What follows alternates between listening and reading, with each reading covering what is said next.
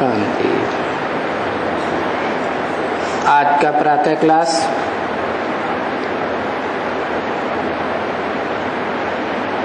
30/10/1966 का चल रहा था। दूसरे पेज के अंत में बात चल रही थी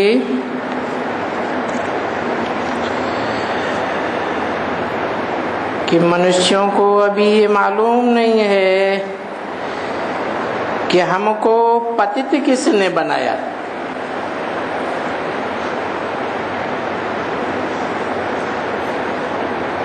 हमारा राज्य जो पावन था वो राज्य फिर पतित कैसे बना। तो बाप बैठ करके बच्चों को समझाया कि रावण राज्य जब शुरू होता है तब फिर ये सभी देवताएं पतित बन जाते हैं।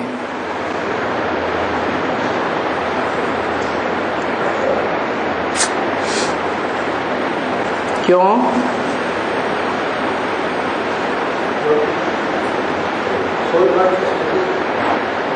रावण राज्य शुरू होता है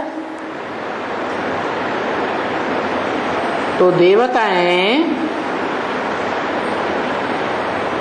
जिनको सर्वशक्तिवान बाप ने राज्य दिया वो पतित कैसे बन जाते हैं।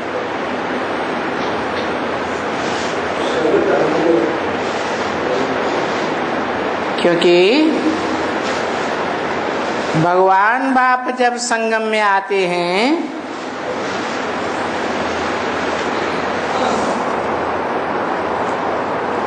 तो असुरों का जन्म पहले होता है।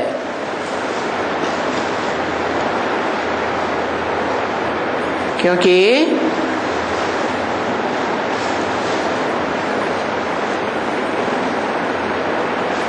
जो भी विधर्मी और विधर्मी के साथ साथ विदेशी आत्माएं हैं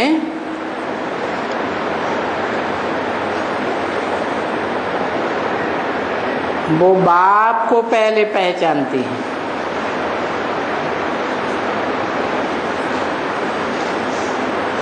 जो बाप को पहले पहचानते हैं वो बड़े हुए।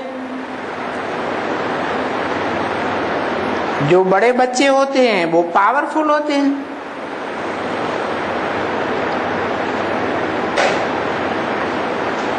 और देव आत्माओं ने पहले नहीं पहचाना।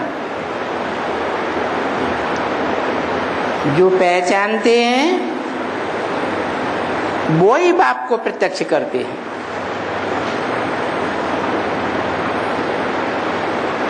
विदेशी क्यों बाप को प्रत्यक्ष करते हैं? भारतवासी क्यों प्रत्यक्ष नहीं कर पाते? क्योंकि भारतवासी आत्माएं बहुत पुरानी हैं। बहुत पुरानी होने के कारण बहुत तामसी बन जाती है।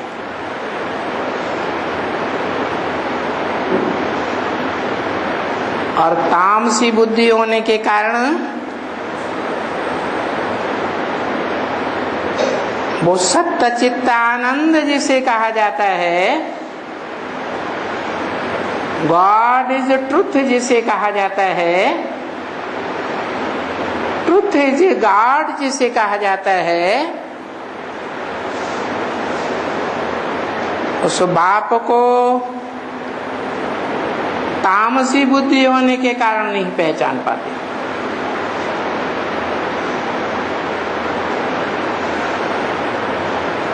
विदेशी आत्माएं नई नई आती हैं आत्मलोक से।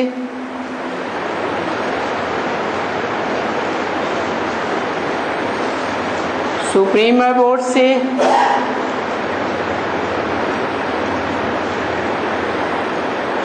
तो उनकी बुद्धि सात्विक होती है।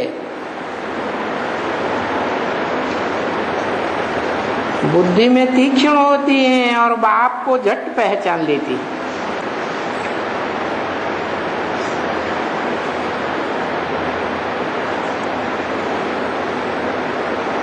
तो विदेशी और विधर्मी आत्माएं पावरफुल हो गई।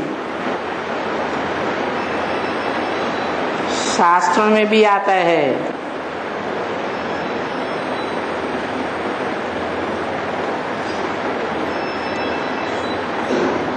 कि दिति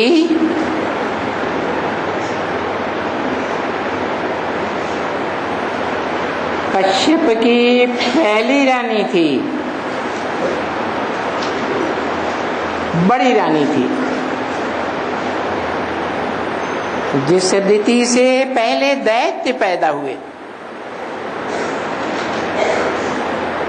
और बाद में दूसरी रानी थी अदिति।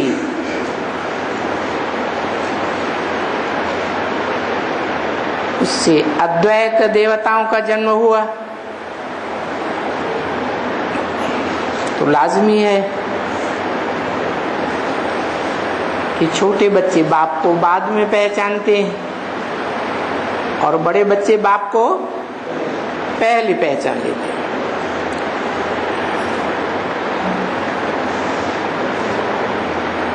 तो जिन्होंने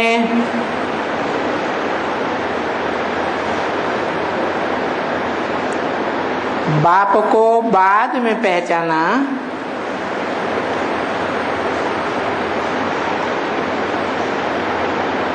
वो आत्माएं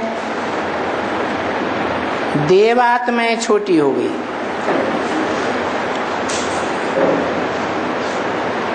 बाद में जन्म लेने वाली हुई।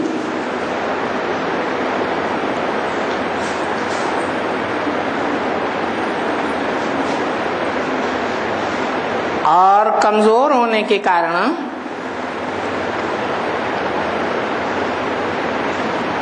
जो शक्तिशाली दैत्य हैं, दिति की औलाद, वो पावरफुल बन जाते हैं। भले पावरफुल बन जाते हैं, परंतु औलाद किसकी है? दिति। दिति अर्थात खंडित, अखंड ब्रह्मचारिणी नहीं, खंडित। तो खंडित की औलाद होने के कारण व्यभिचारी होते हैं।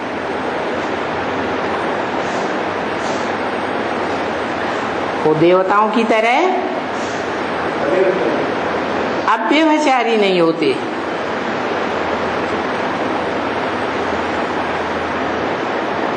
और ज्यादा पावरफुल व्यभिचारियों की संख्या संसार में बढ़ती जाती है। द्वैतवादी द्वापर युग से, जब से ये विधर्मी और विदेशी आत्माएं आई, उनका वाइब्रेशन पावरफुल हो जाता है और उस पावरफुल वाइब्रेशन के बीच वो थोड़ी सी देवात्माएं प्रभाव में आ जाती है, प्रभावित हो जाती हैं, पतित हो जाती हैं। इस 1066 की वाणी का तीसरा पेज। अभी द्वापर के पीछे 2500 वर्ष, ऐसे समझना चाहिए 2500 वर्ष हुआ रावण को जन्म हुए।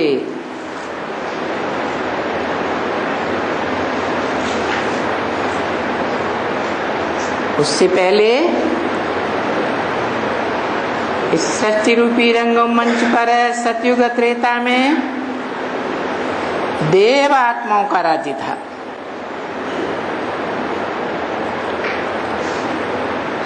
और वो देवात्माएं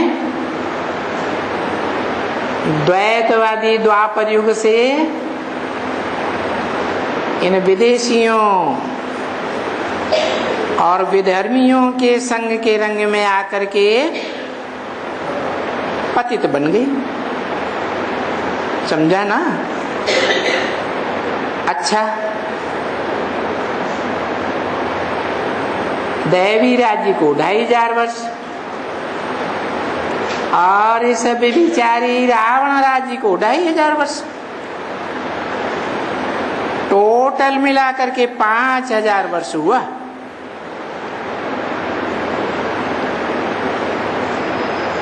दैवी राज्य की स्थापना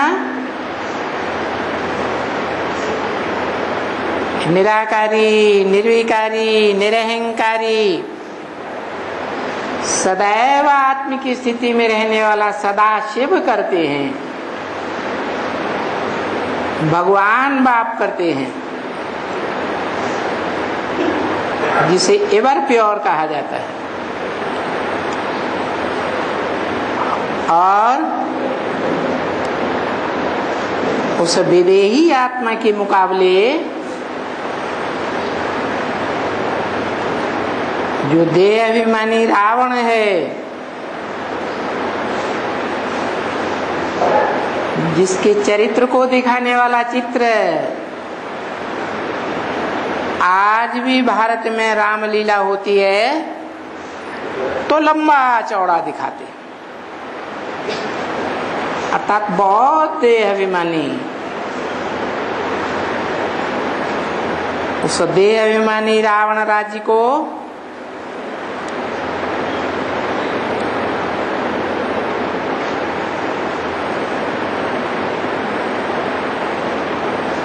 आना तो बाद में है।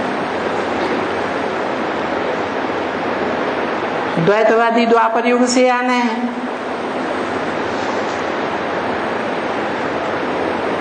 परंतु जब आते हैं तो उनके संग के रंग में देवात्माएं आत्माभिमानी से देह अभिमानी बनने लग पड़ती है। वो भी विचारी होने लग पड़ती है।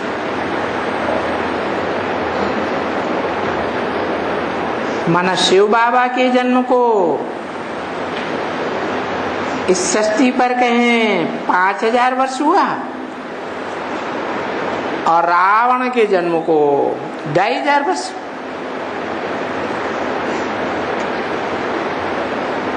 जिनको 5000 वर्ष हुआ उनको राम भी कह देते हैं। राम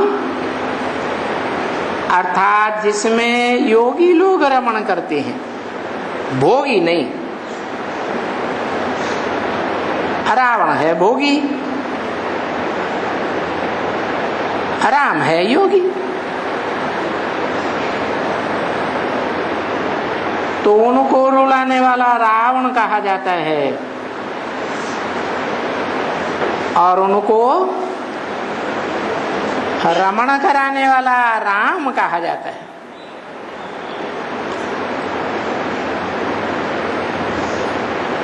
काहे में रमण कराने वाला? अतीन्द्रिय सुख में रमण कराने वाला।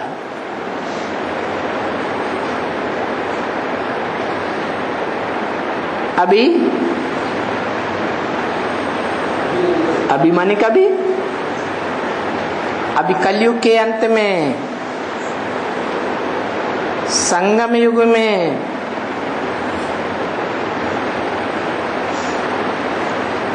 जिसे कलयुग का अंत और सतयुग के आदि का संगम कहें, तो अभी उनको राम कहना नहीं चाहिए।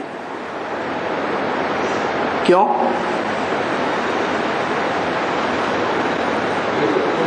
क्योंकि वो राम वाली आत्मा अभी माने कभी 1966 में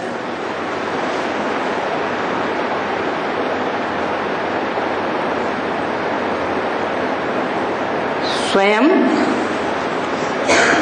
पुरुषार्थी जीवन में है, या संपन्न जीवन है? पुरुषार्थी जीवन है। किस बात का पुरुषार्थी? इंद्रियों का रस लेने का 63 जन्म से जिसका स्वभाव पड़ा हुआ है, वो इंद्रियों के सुख को तिलांजलि दे करके तीव्र याद का पुरुषार्थ करके अतीन्द्रिय सुख में रमण करने वाला पहला पुरुषार्थी बनता है।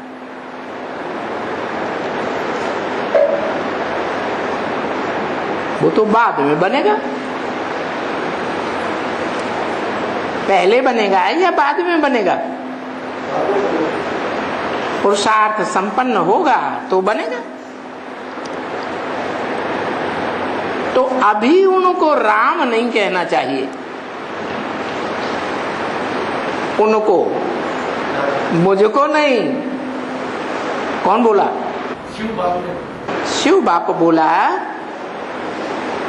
कि उनको जो राम राज्य स्थापन करते हैं,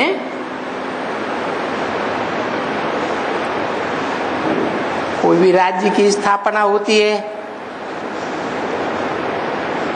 तो युद्ध करते हैं, युद्ध में विजयी होते हैं तो राज्य पाते हैं।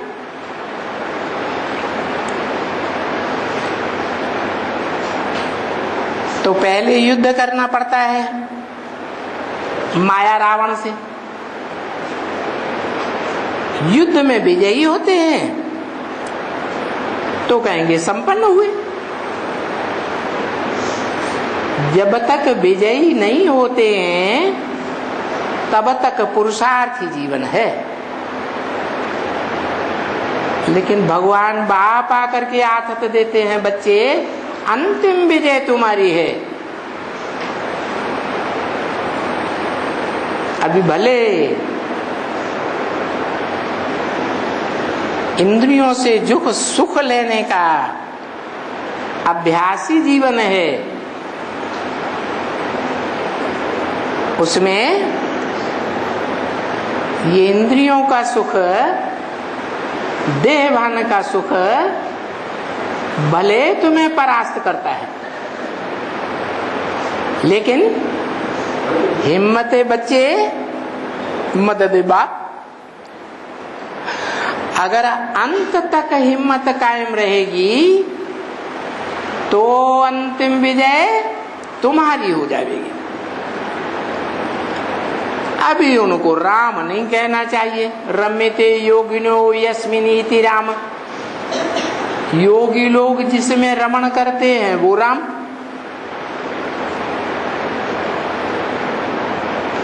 योगी माने याद करने वाले।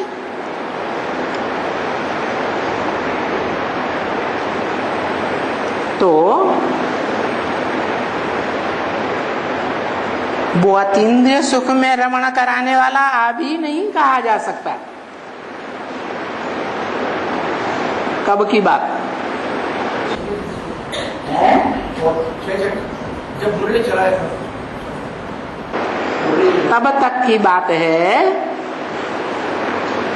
जब तक ज्ञान सूर्य बाप, चैतन्य ज्ञान सूर्य शिव इस सृष्टि पर प्रैक्टिकल में प्रत्यक्ष नहीं होता है।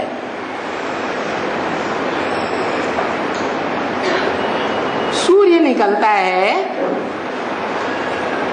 तो दुनिया में चारों ओर रोशनी हो जाती है, या कहीं अंधेरा कहीं रोशनी, रोशनी हो जाती है चारों ओर। हर मनुष्य आत्मा के अंदर ज्ञान की रोशनी आ जाती है कि मैं कौन और मेरा बाप कौन। तो क्या कहें, अभी जब उनको राम नहीं कहना चाहिए पुरुषार्थी जीवन में, तो भगवान बाप शिव प्रैक्टिकल में ज्ञान सूर्य की तरह प्रत्यक्ष हुआ या नहीं हुआ? क्या कहें?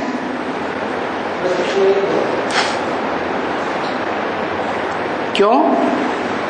क्योंकि अभी आज निश्चय बुद्धि बनते हैं और कल अनिश्चय बुद्धि बन जाते हैं।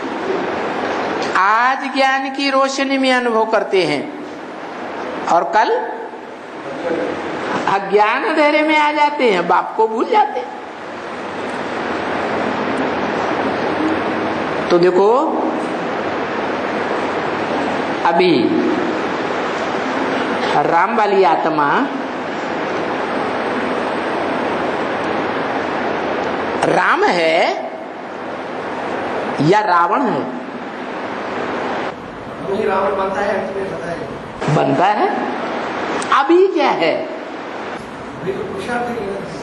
हाँ, पुरुषार्थ ही है। पुरुष माने आत्मा, पुरु माने शरीर रूपी पुरी, और उस शरीर रूपी पुरी में श माना शेते, शयन करता है, आराम करता है।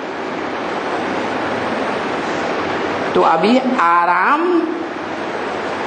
का अनुभव होता है या मेहनत का अनुभव होता है पुरुषार्थी जीवन में? मेहनत का अनुभव होता है। जहां पक्की पक्की मोहब्बत होती है वहां मेहनत अनुभव नहीं होती है। इससे साबित होता है कि राम अभी राम नहीं है जिसमें योगी लोग रमण करें अतीन्द्रिय सुख में। वो राम स्वयं भी इंद्रियों के सुख में व्यस्त हो जाता है। 63 जन्म का अभ्यास न होने के कारण परिपक्व स्टेज को नहीं प्राप्त कर सकता, और तब तक नहीं प्राप्त कर सकता जब तक कि सदा स्वस्थिति में रहने वाला बाप उस राम वाली आत्मा में सदा काल के लिए प्रत्यक्ष न हो जाए। जैसे बच्चा जन्म लेता है तो कोई कहता है कि बच्चे का जन्म नहीं हुआ।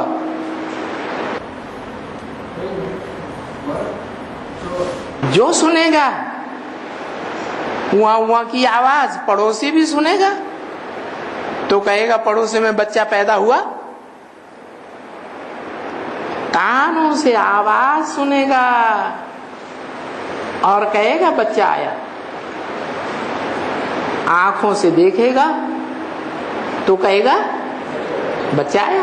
ऐसे ही भगवान बाप जब प्रैक्टिकल में इस संसार में प्रत्यक्ष होते हैं, जिसकी यादगार है महाशिवरात्रि, इस दुनिया की बड़े से बड़ी अंधकार की रात्रि। कैसी अंधकार की रात्रि? अज्ञान अंधकार की रात्रि। 500-700 करोड़ की दुनिया तो अज्ञान अंधेरे में है ही, क्योंकि अपन को देह समझती है, विनाशी देह। अपन को अविनाशी आत्मा नहीं समझते हैं। तो अज्ञानी है या ज्ञानी है? अज्ञानी। लेकिन जब बाप इस सृष्टि रूपी रंगमंच पर महाशिवरात्रि में प्रत्यक्ष होता है जैसे बच्चा प्रत्यक्षता रूपी जन्म लेता है, तो जो इन आंखों से देखे उस बाप को, वो क्या कहे, मेरा बाप आ गया। ये नहीं कि अभी अभी कहे मेरा बाप आ गया और फिर कल कहने लगे हम तो मुगालते में आ गए थे, हमको पक्का निश्चय तो हुआ नहीं था। निश्चय के चक्र में थे। निश्चय माने जन्म लिया, बाप का बच्चा बना। अनिश्चय माने मृत्यु हो गई, बाप का बच्चा नहीं रहा। तो अभी जन्म मृत्यु का चक्र चल रहा है। जो राम वाली आत्मा है, मनुष्य सृष्टि का बीज, वो भी अभी रावण संप्रदाय है। रावण है या राम है? रावण संप्रदाय है।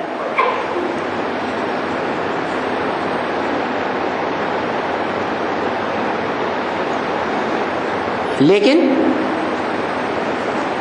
जब बाप प्रत्यक्ष होते हैं, आत्माओं का बाप, महाशिवरात्रि पर, तो बाहर की दुनिया अज्ञान अंधकार में होती ही है।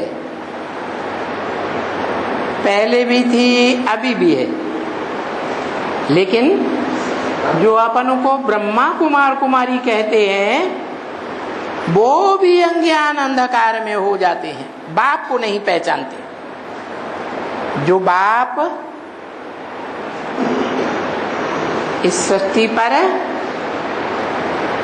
प्रैक्टिकल रूप में कोई निश्चित मुकर्रर मनुष्य तन में आकर के पार्ट बजाते हैं, पहचान देते हैं ब्रह्मा महावाक्यों के द्वारा, फिर भी नहीं पहचान पाते। उन बेसिक ब्राह्मणों की बात छोड़ दो, जो अपन को एडवांस का ब्राह्मण समझते हैं कि हम एडवांस ब्राह्मण हैं, वो भी आज निश्चय रूपी जन्म लेते हैं, बाप का बच्चा बनते हैं और कल काला निश्चय रूपी मृत्यु हो जाती है।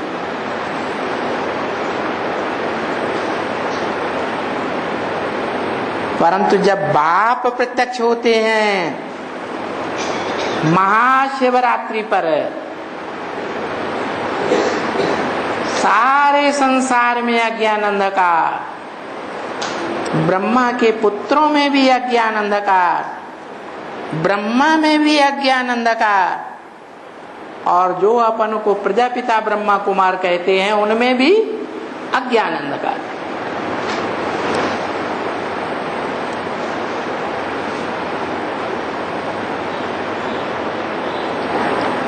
बाप तो प्रत्यक्ष होते हैं, लेकिन पहले गुप्त पार्ट बजाते हैं या प्रत्यक्ष पार्ट बजाते हैं। जैसे बच्चा पहले गर्भ में गुप्त है,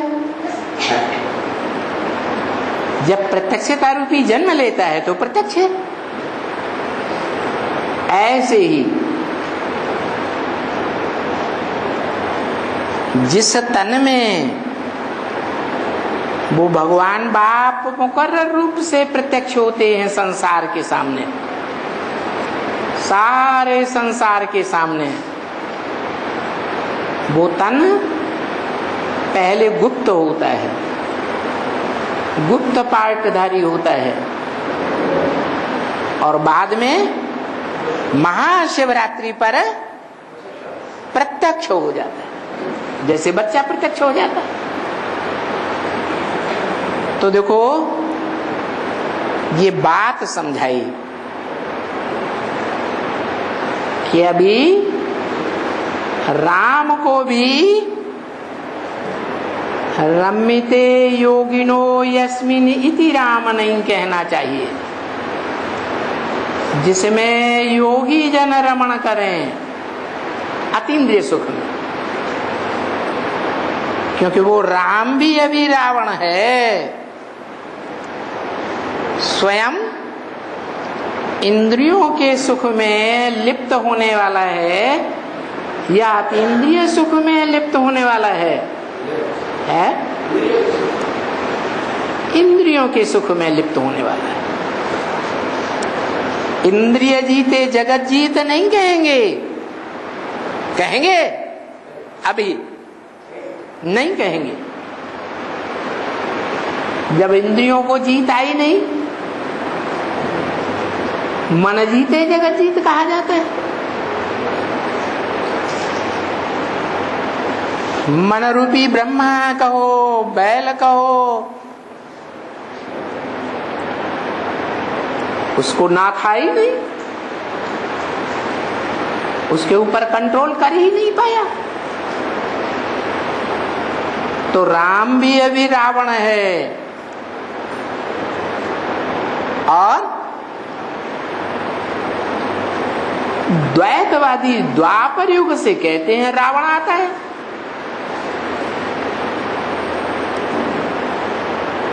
तो किस आत्मा की तरफ इशारा है?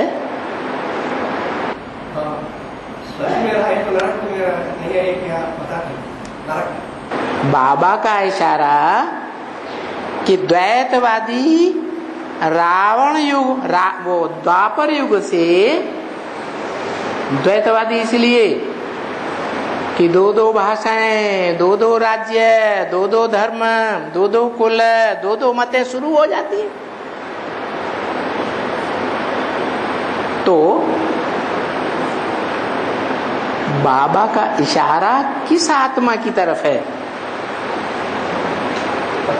कि द्वैतवादी द्वापर युग से रावण राज्य शुरू होता है। स्वर्ग का दुनिया उसका है और नरक का दुनिया भी उसका है, क्या पता नहीं। अरे रावण के 10 सिर हैं, तो 10 सिरों में कोई तो मुखिया होगा। कौन? ब्रह्मा।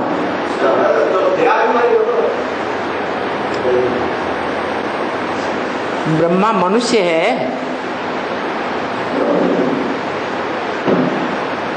या मनुष्य वेश में जानवर बुद्धि है? जानवर बुद्धि तो है, बच्चा बुद्धि है। चलो बच्चा भी बुद्धि का उपयोग करता है और जानवर भी उपयोग करता है। तो जो मन बुद्धि का उपयोग ही नहीं करता वो जानवर में सल हो गया। इसलिए बैल दिखाते हैं, घोड़ा भी कह सकते हैं। भगवान बाप ने भी बोला हुआ है त्रिमूर्ति में, एक शेर है, एक घोड़ा है और एक बकरी। तो घोड़ा कौन हुआ? मन रूपी घोड़ा हुआ। अगर उसे लगाम नहीं लगाई तो गड्ढे में ले जाएगा। लगाम लगाई दी, बैल को नाथ डाल दी तो कंट्रोल हो जाएगा। तो देखो अभी भी जिसे बुद्धि कहा जाता है,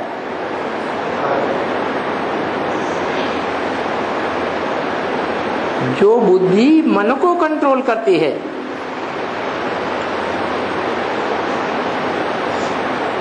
जिसका गीता में भी वर्णन है, इंद्रियां बड़ी प्रबल हैं। 10 इंद्रियां हैं, बड़ी प्रबल है। और इंद्रियों से भी प्रबल मन है, 11वीं इंद्रिय। इंद्रिय से भी, 11वीं इंद्रिय से भी प्रबल है बुद्धि।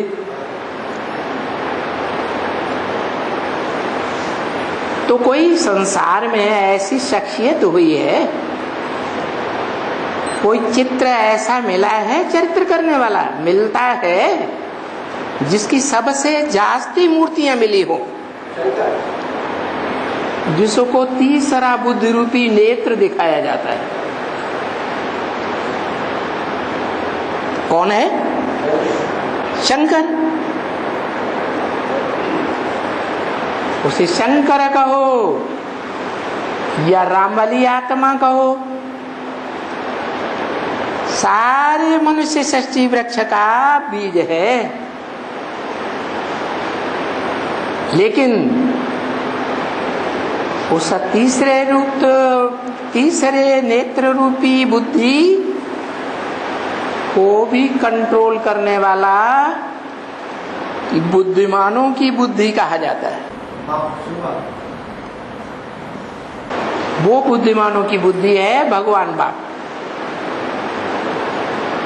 जिसे मुसलमान अल्लाह कहते हैं, ऊंचे से ऊंचा। अंग्रेज लोग उसे गॉड फादर कहते हैं। हिंदू लोग कहते हैं ऊंचे से ऊंचा भगवंत, मानते भी हैं। ऊंचा तेरा नाम, ऊंचा तेरा धाम, ऊंचा तेरा काम। नाम भी ऊंचा है क्योंकि काम ऊंचा किया है, और धाम भी ऊंचा है, रहने का स्थान। तो वो बुद्धिमानों की बुद्धि बाप महाशिवरात्रि पर इस सृष्टि पर आते हैं, और किसमें आते हैं? वो ही राम वाली आत्मा में आते हैं, जो राम वाली आत्मा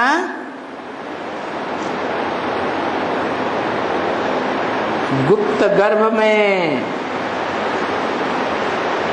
रह करके गुप्त पार्ट बजाती है।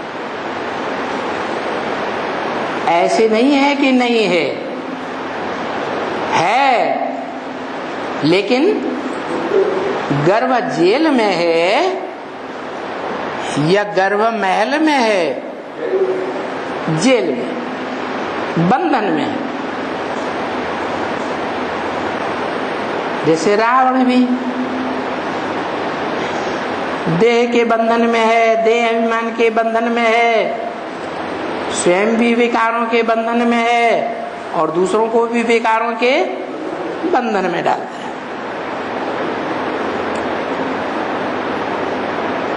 तो जो दूसरों को बंधन में डालता है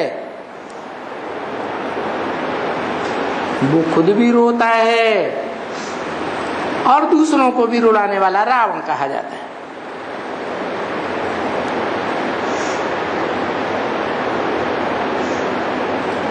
तो राम अभी स्वयं रावण है, रावण संप्रदाय है, क्योंकि राम तो सीता का पति है। क्या? सीता का पति है, और सीता अभी रावण की जेल में है, रावण की कैद में है, या राम के कंट्रोल में है? पत्नी पति के कंट्रोल में होना चाहिए ना। तो राम की सीता राम के कंट्रोल में है या रावण के कंट्रोल में है? रावण के कंट्रोल में।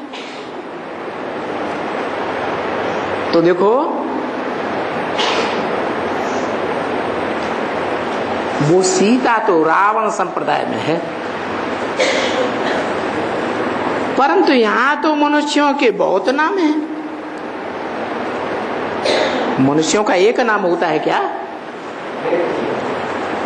रामचंद्र, कृष्णचंद्र, नारायण, लक्ष्मी, लक्ष्मी नारायण, बहुतों ने नाम रख दिए, श्लोक बनाई दिया है। अच्युतम। च्युत माने नीचे गिरना, ये च्युत हो गया, चू गया। तो जो च्युत होके नीचे गिरा उसका नाम च्युत है, और नाम पड़ गया जो नीचे नहीं गिरा वो अच्युत, तो उसका नाम अच्युत रख दिया है। किसका? राम की बात हो रही है। राम का नाम अच्युत रख दिया। तो क्या कहें कि वो राम वाली आत्मा जो शंकर में त्रिमूर्ति देवताओं के बीच में शंकर का पार्टधारी है, वो अमोघ वीर्य है? अमोघ वीर्य सदा काल का है? नहीं है। अगर अमोघ वीर्य सदा काल का है तो अच्युतम नाम होना चाहिए, जो कभी नीचे न गिरे, शक्ति क्षीण न हो, कभी न हो, तो अच्युत मन।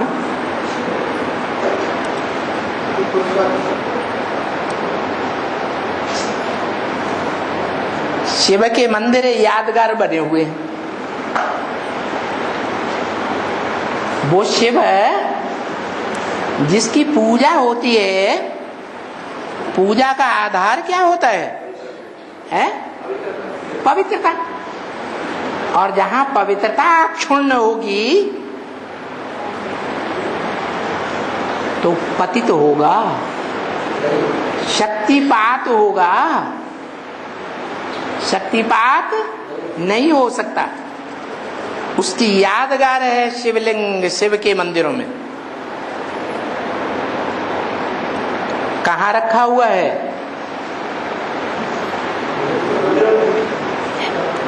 स्त्री चोले में रखा हुआ है, जलाधारी में रखा हुआ है। जलाधारी का मतलब ये है जल को धारण करने वाली, स्थूल जल नहीं। कौन सा जल? ज्ञान जल को जीवन में, प्रैक्टिकल जीवन में धारण करने वाली। वो ज्ञान जल को प्रैक्टिकल जीवन में जो धारण करती है उसको से मिलता है भगवान बाप से कि तुम ही शिव की शक्ति हो और शिव की शक्ति बनकर के तुम स्वर्ग के गेट खोलते लायक हो। और पुरुष साफ दुर्योधन दुशासन।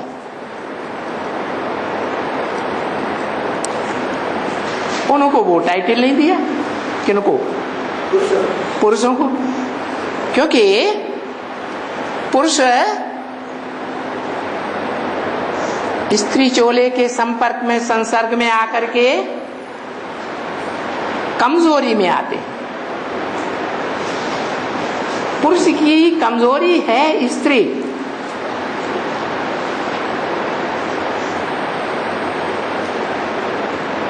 तो जो अंदर कमजोरी भरी हुई है वो पतन में लाती है, शक्तिपात कराए देती है। शक्तिपात होने के कारण वो पुरुष स्वर्ग के गेट खोलने के निमित्त है नहीं बन पाते। और स्त्री चोला अगर शूर्पणखा पूतना की लिस्ट में नहीं है तो वो स्त्री चोला क्या बनता है? शिव की शक्ति बनता है। सर्वशक्तिवान में जो शक्ति भरी हुई है उस शक्ति को खींचने वाली बनती है।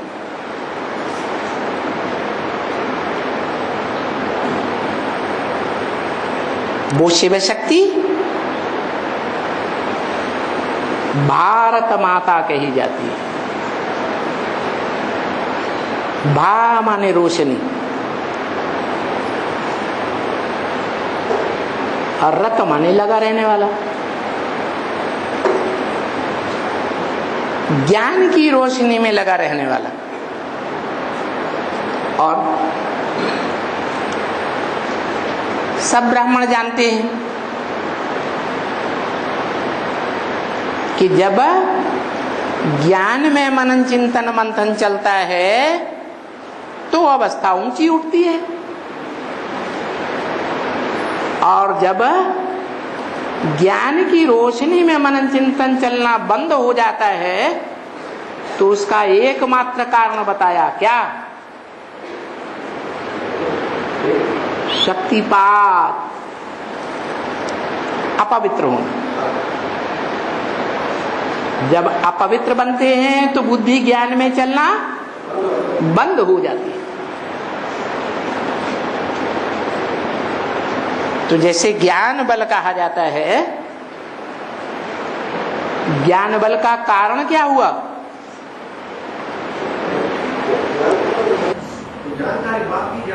जितनी पवित्रता को धारण करेंगे उतना ज्ञान बल आएगा। अपवित्र बनेंगे तो ज्ञान बुद्धि में से उड़ जाएगा।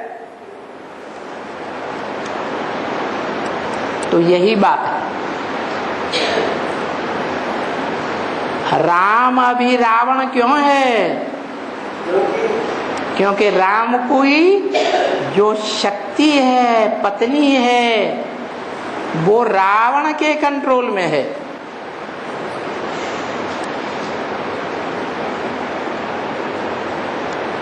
रावण के कंट्रोल में होने के कारण रावण उसे पतित बनाएगा कि पावन बनाएगा? है? पतित बनाता है। तो राम की शक्ति कहो, रामायण की शक्ति कहो, नारायण की शक्ति कहो, एक ही बात है या अलग अलग बातें हैं? एक ही बात। नारायण की शक्ति लक्ष्मी कौन है? नारायण की शक्ति लक्ष्मी। तो लक्ष्मी जो नारायण की शक्ति कहें या राम की शक्ति कहें, वो अभी किसके कंट्रोल में है? रावण के कंट्रोल में है। और रावण के कंट्रोल में जब तक शक्ति है, वहां से मुक्त नहीं होती है, तब तक राम भी क्या है?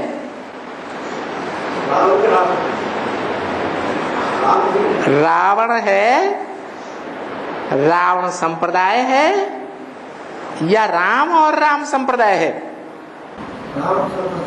रावण संप्रदाय।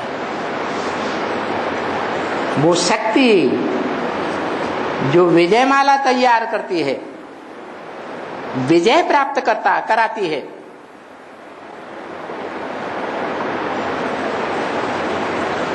विजय का कारण क्या? प्योरिटी। प्योरिटी से यूनिटी। इम्प्योरिटी खंडन कराई देती है, यूनिटी को तोड़ देती है। तो देखो शास्त्रों में दिखाया है कि शंकर से बिच्छू टिंडन पैदा हुए। बिच्छू टिंडन दुख देने वाले होते हैं या सुख देने वाले होते हैं? सुख देने वाले, दुख देने वाले होते हैं। बाबा भी कहते हैं आज जो बच्चे पैदा हो रहे हैं वो बिच्छू टिंडन मिसल पैदा हो रहे, माँ के ही पेट को फाड़ के पैदा हो रहे। जो जन्मदात्री माँ है उसी को जो दुख देता है, वो दुनिया में किसी को दुख देने बगैर छोड़ेगा? छोड़ेगा? किसी को नहीं छोड़ेगा। तो देखो, वो विजय माला कहो,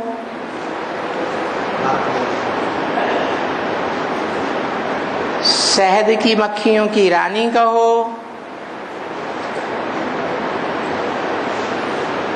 वो जब उड़ती है रावण संप्रदाय से और राम संप्रदाय की तरफ जाती है, इस दुनिया में तो राम अभी कोई है नहीं, तो कहां जाती है? निराकार राम की तरफ जाती है या साकार राम की ओर जाती है?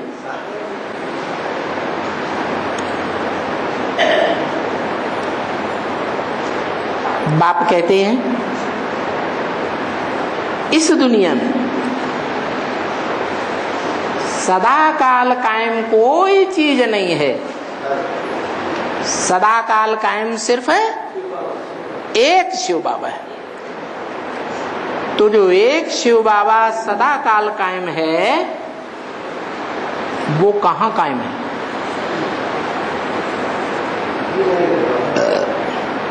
वो शिव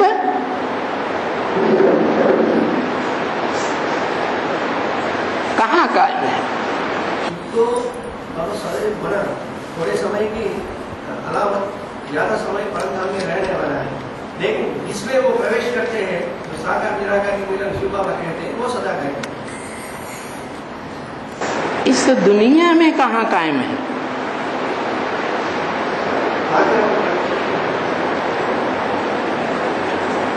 गुप्त ज्ञान गर्भ में कायम है,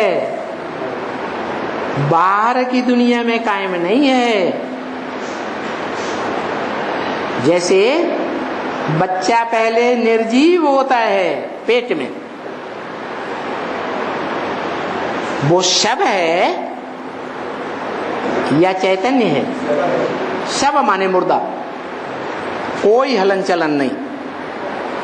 फिर जब सोल आके प्रवेश करती है तो हलन चलन शुरू होती है 4-5 महीने के बाद।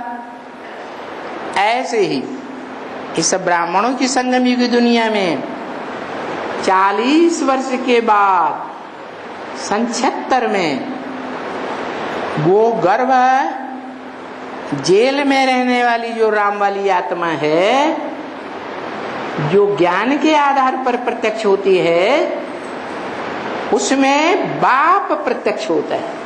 कौन सा बाप? आत्माओं का बाप प्रत्यक्ष होता है। लेकिन दुनिया में प्रत्यक्ष है, दुनिया में प्रत्यक्ष नहीं है। चाहे उसे एडवांस ब्राह्मणों की दुनिया कहो, चाहे बेसिक ब्राह्मणों की दुनिया कहो, चाहे बाहर की दुनिया कहो 500-700 करोड़ की, वहां भी प्रत्यक्ष नहीं है। तीनों दुनिया में प्रत्यक्ष नहीं है। कहां है? है तो इस दुनिया में, परंतु गुप्त में पार्ट बजाई रही है। गुप्त ज्ञान गर्भ में है। इसलिए जो मनुष्य हैं, मनन चिंतन मंथन करने वाले हैं, ज्ञान में आके ब्राह्मण भी बनते हैं, ब्रह्मा की औलाद, उनको भी 100% निश्चय नहीं हो पाता कि है या नहीं है। आज लगता है कि है और कल अनिश्चय में चले जाते हैं। तो सन 76 से भी लेकर के अब तक जो शव था सन 76 से पहले, मुर्दा को चैतन्य कहेंगे? है नहीं। जब उसमें सोल हो तो मुर्दा नहीं है। तो बताया कि या तो शिव है या तो शव है। शिव कब है वो भी बता दिया। तुम बच्चे मेरे को जितना याद करते हो उतना मैं तुम्हारे साथ हूं। क्या? जितना तुम मुझे याद करते हो उतना मैं तुम्हारे साथ हूं। तो याद करने वालों बच्चों में वो राम वाली आत्मा भी है या नहीं है? है तो मुकर्रर, परंतु उसके लिए भी अभी यही कहेंगे कि वो जितना याद करता है उतना उसके साथ है। याद नहीं करता है तो सब है, या तो शिव है या तो सब है। इसलिए बोला राम वाली आत्मा को भी अभी वास्तव में राम नहीं कहना चाहिए, जिसमें योगी लोग अतीन्द्रिय सुख में रमण करते हों। बोला उसके नाम तो बहुत रख दिए। किसके? राम के। अच्युतम केशवम राम नारायणम कृष्ण दामोदरम वासुदेवम हरम श्रीधरम माधवम गोपिका वल्लभम जानकी नायकम रामचंद्रम भज। इतने नाम रख दिए हैं एक के। तो वो नाम काम के आधार पर है ना। अच्युतम अभी कहें आ माने नहीं, च्युतम माने गिरने वाला। शक्ति से पात न होने वाला। अमोघ वीर्य भी है, सदा काल के लिए है, नहीं है।